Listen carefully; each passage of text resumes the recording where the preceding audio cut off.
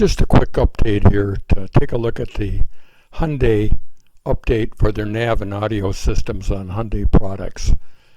I've got a Santa Fe 2021. So you go to the resource there. Make sure you're getting the May 23 software update. You download it onto your flash drive, which got to be 64 gigabytes.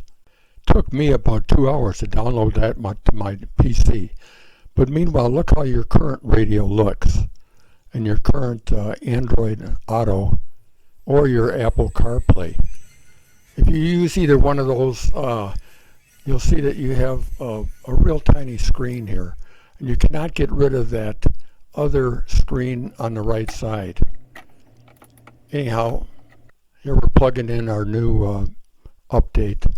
We're going to launch it. And it took a couple hours, and I went and had lunch meantime while I was doing it.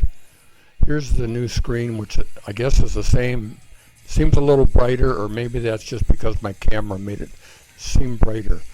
But anyway, I think we go to the radio. Yeah, here's the new radio, which is totally different.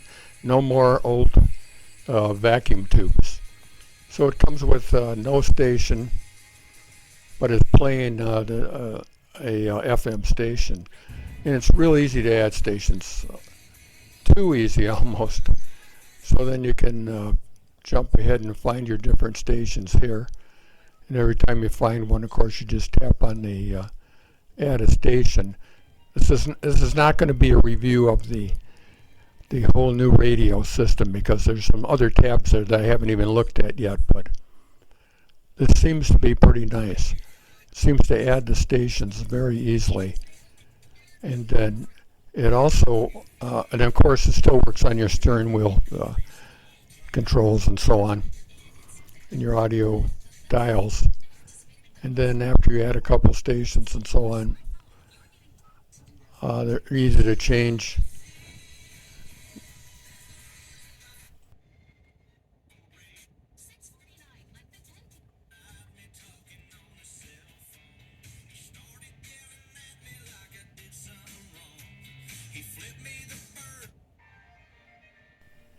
They've made it super easy to change the order. You just touch the little menu item on the right side there, and you can slide it anywhere you want. You can change the order very simply. It's very nice. The other really cool change is when you plug in your phone and come up with your Android Auto, you now have a beautiful full screen. I assume it works the same way on an Apple. I haven't tried that. I haven't Android. And again, we're not going to show you all the details here, but it's very nice.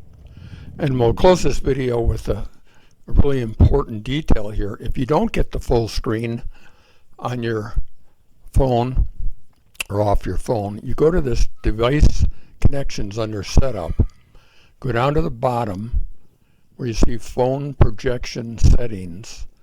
That's where you set for either an Android or an Apple phone.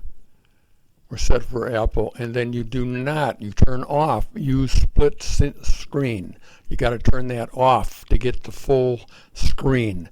Seems kind of backwards, whatever, but anyway, you want to turn that off. Then you'll get that full screen. Thank you.